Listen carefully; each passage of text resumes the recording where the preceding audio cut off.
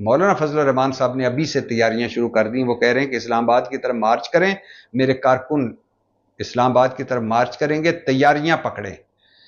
और वो क्या कह रहे हैं कि इसराइल को हरगिज तस्लीम नहीं करेंगे। हुकूमत है, नाहुकूमती रिट है, फैसले कहीं और से हो रहे हैं, पार्लियामेंट की अहमियत खत्म हो चुकी है।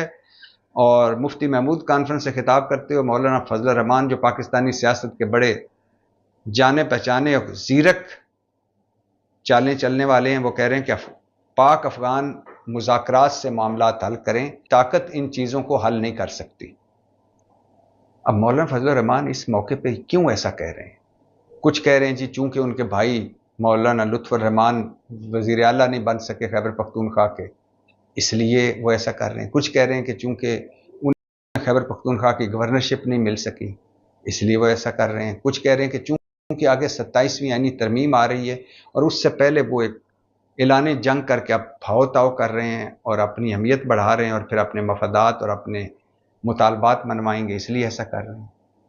बहरहाल मौलाना साहब के बारे में BBC की रिपोर्ट आई थी कि मौलाना साहब पाकिस्तान के वो सियासतदान हैं जो बैक वक्त 5 बॉलें हवा में उछाल सकते हैं और कोई बॉल भी ज़मीन पर नहीं गिरने देते।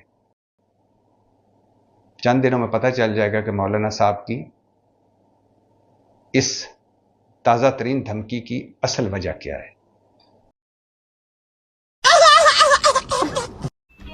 समझ रहे हो ना?